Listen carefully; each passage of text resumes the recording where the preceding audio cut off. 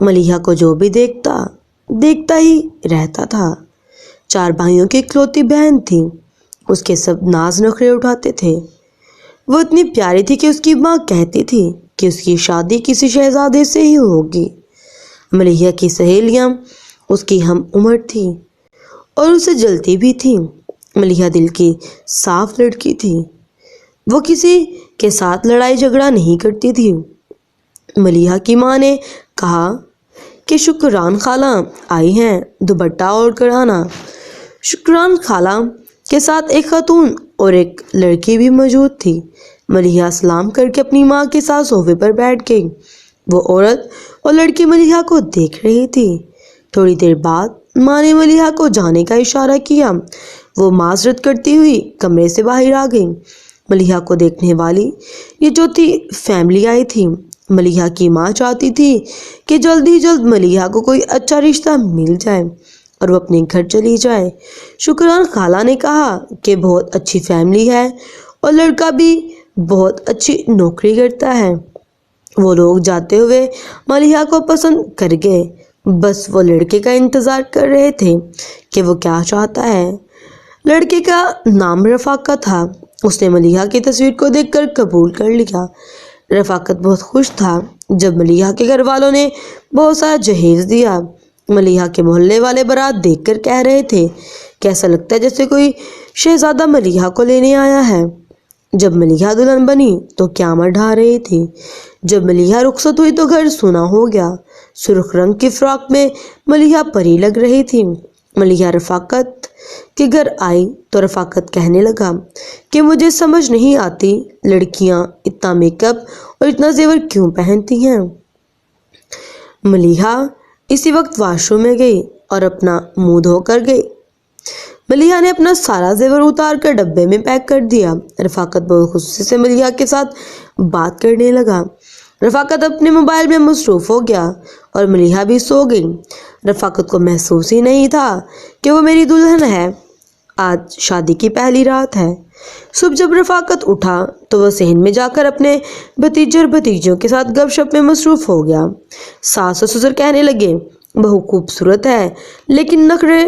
تھوڑی دیر بعد رفاقت نے آواز دی اندر آؤ، مجھے کوئی بات کرنی ہے۔ رفاقت نے کہا کہ تم اتنا زیادہ میک اپ پرفیوم بھی نہیں لگایا کرو۔ ملیحہ نے سوچ لی کہ اس شہزادے کے لیے مجھے سب کچھ چھوڑنا پڑے گا۔ ایک دن ملیحہ کی ماں اس کو لینے آ گئی۔ ملیحہ رفاقت کو کہنے لگا کہ اتنی اپنی امی کے گھر رہی ہو، کبھی دل نہیں بھرا؟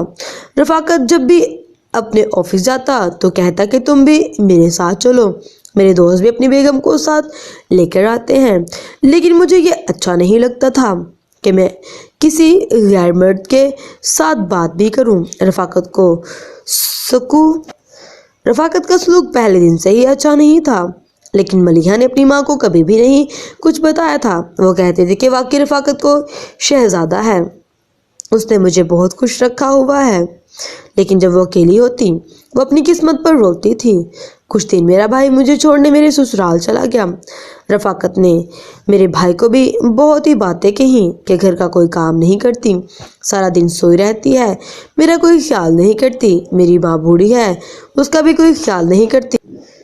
میں نے شادی اس لیے تو نہیں کی کہ یہ سارا دن یہاں پر سوئی رہے۔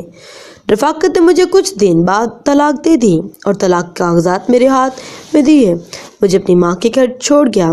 میری سہیلیاں بھی مجھ پر باتیں کرنے لگی، اتنا غرور کرتی تھی تم اپنے حسن پر، لیکن اتنے حسن کا کیا فائدہ؟ کیا تم کو تمہارے شوہر نے طلاق دے دی کر بھیج دیا؟